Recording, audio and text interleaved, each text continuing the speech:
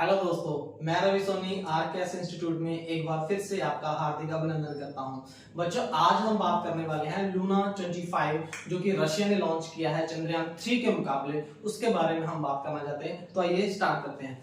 बच्चों, लूना 25 क्या है? देखिए, अगर हम इसकी थोड़ी सी हिस्ट्री की बात करें तो रशिया का एक कल्चर चला आ रहा है जो लूना 1 से स्टार्ट हुआ था और 24 तक ये सक्सेस नहीं हुआ था। उसके बाद 25 उन्होंने लॉन्च किया है। देखिए, इसको थोड़ा सा कंपैरेटिव हम पहले से इसकी बात करते हैं। कब इसका लॉन्च हुआ ये 11 अगस्त 2023 को। देखिए, इंडिया का चंद्रयान जो था 3 वो लॉन्च किया था 14 जुलाई 2023 को, राइट। और रशिया ने कब लॉन्च किया? 11 अगस्त 2023 को। ये एक तरह का एक कंट्रास्ट बनाने की कोशिश में कर रहे थे, क्योंकि अभी तक किसी भी देश ने चांद के साउथ पोल के ऊपर लैंड नहीं किया, ना ही सॉफ्ट लैंड ना ही हार्ड लैंड, अभी तक कुछ भी लैंड नहीं किया। तो रशिया ये चाहता था कि जिस देश को हम हेल्प कर रहे हैं, जैसे रशिया से हमने लैंडर लिया था 2015 से, लेकिन वो प्रोवाइड नहीं कर पाई, तो रशिया ने एक डिच किया इंडिया के साथ कि क्या मैं इसको डिच करके मैं एक पहला देश दुनिया का बन सकता हूं कि जब मैं चांद के ऊपर साउथ पोल के ऊपर मैं लैंड करूं। लेकिन ऐसा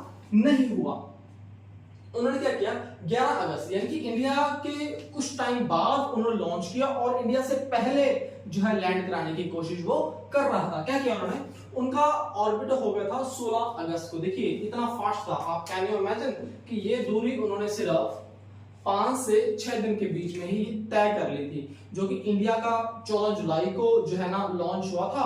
और कब उन्होंने लैंड करना है? 23 अगस्त को लैंड करना था। लेकिन उन्होंने लॉन्च कब किया? 11 अगस्त को, और ऑर्बिट में कब एंट्री की? 16 अगस्त को। और लॉन्च डेट उनकी कौन सी थी? सॉरी, लैंडिंग डेट उनकी कौन सी थी? 21 अगस्त। जबकि भारत की कौन सी है? 23 या 24 या 25 अगस्त। 24 या 25 अगस्त के बीच माना जाता है, वो कोई भी टाइम हो सकता है। तो 21 अगस्त यानी कि भारत से पहले हमने लैंड ये करवाना है। लेकिन देखिए, अनफॉर्चुनेटली ये क्रैश हो गया। क्रैश कब हुआ था? 19 अगस्त 2023 को। जैसे ही ये इसके ऑर्बिट में गया, ये अपनी लोकेशन फाइंड आउट ही नहीं कर पाया, where to land, what was the reason behind that we also discuss. I hope आप यहां तक समझ गए। इसकी थोड़ी सी मैं हिस्ट्री बता देना चाहता हूं। कोई भी चीज हम करते हैं उसकी हिस्ट्री हमें आ जानी चाहिए। देखिए, प्रीवियस लूना 24 जो है, इसकी जो शुरुआत है वो 1976 में शुरू हो गई थी। अब देखिए कितना लंबा गैप है, अब से लेके इतने साल तक 24 और 23 लगभग 45 इयर्स तक इन्होंने कुछ नहीं किया। लूना 25 बिगन कब हुआ था? 1990s में, लेट में। जबकि हमने 2008 में जो है ना चंद्रयान 1 को लॉन्च कर दिया था और 1990 तक सिर्फ इन्होंने स्टार्ट किया था, इसके ऊपर काम करना शुरू किया था। जबकि 2003 में इन्होंने खुद ने हमें ऑफर किया था कि क्या आप हमारे साथ काम कर सकते हो। इंडिया ने यस कर दिया था, लेकिन हमें ये नहीं पता था कि ये भारत की टेक्नोलॉजी को अडॉप्ट करने वाले हैं, कॉपी करने वाले हैं। लेकिन फिर भी देखिए, copy is always copy, right.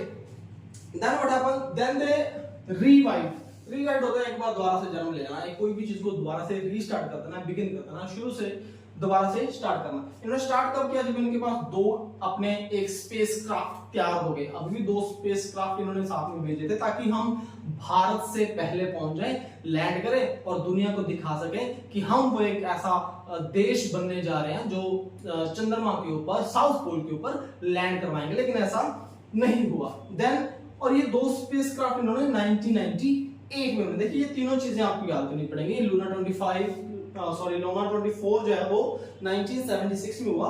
1990s में इन्होंने काम करना शुरू किया था लूना 25 पे, और 1998 में इन्होंने अपने 2 स्पेसक्राफ्ट बना लिए, तैयार कर लिए थे। और इन्होंने ये दावा किया कि इसरो की जो इन्वॉल्वमेंट है वो नहीं है, ऐसा इन्होंने अपनी स्टेटमेंट में कहा। जबकि ऐसा बिल्कुल भी नहीं था। रिटन एग्रीमेंट हुए थे रशिया और इंडिया के बीच। रोस्कोमोस के जो कंपनी है, रशिया की स्पेस एजेंसी है, इनके बीच और इसरो के बीच रिटन एग्रीमेंट हुए थे, जो कि रशिया ने अब डिनाई कर दिया कि हमने इंडिया के साथ कोई भी कॉम्प्रोमाइज, कोई भी एग्रीमेंट नहीं किया था। जबकि ऐसा है। कॉन्सिक्वेंसेस क्या होता है? इसके परिणाम क्या हुए? इसका कंक्लूजन क्या हुआ? क्या ये लैंड कर पाया जो सोचा था, जो रशिया ने डिच करके इंडिया को लैंड करने का सोचा था, क्या वो हुआ या नहीं हुआ? तो फिर क्या हुआ? क्रैश्ड ऑन 19 अगस्त 2023। ये लैंड नहीं हो पाया, क्रैश हो गया। उसका रीजन था फायर, आग लगी था ना, इंजन में आग लगी, ऐसा वहां के साइंटिस्ट ने दावा किया है, बोला गया है। रीजन कॉज क्या है? शॉर्ट बर्न इंजन्स, एक तो रीजन ये बताया। देन इनकरेक्ट लोकेशन, जो लैंड की लोकेशन थी वो इनकरेक्ट थी। साउथ पोल में लैंड करवाना it's a big task, it's a big challenge for every country, not only Russia or India I'm talking about the whole world. It's really very difficult, it's a challenging job to land on south pole of the moon.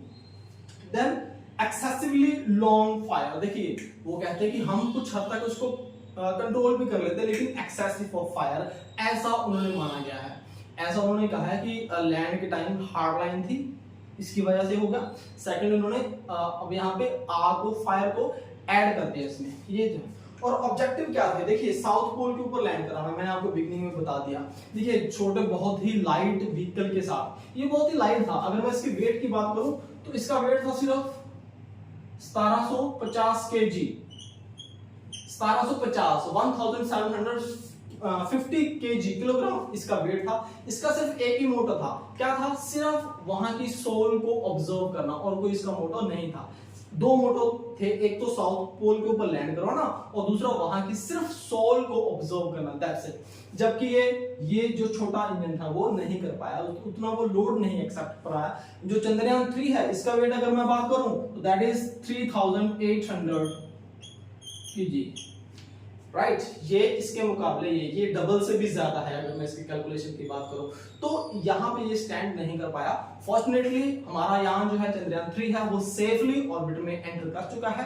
May be within next 1 or 2 days it is definitely soft land over there and definitely we will have so many information about the moon. तो इस information के साथ I hope कि आपको अच्छा लगा होगा। अगर आपको अच्छा लगा तो वीडियो को साथ साथ लाइक करते जाइएगा और मेरे चैनल को भी सब्सक्राइब कीजिएगा, शेयर कीजिएगा। इन्हीं जानकारी के साथ आज की क्लास को मैं खत्म करता हूं। पढ़ते रहिए, मुस्कुराते रहिए। थैंक यू, जय हिंद, जय भारत।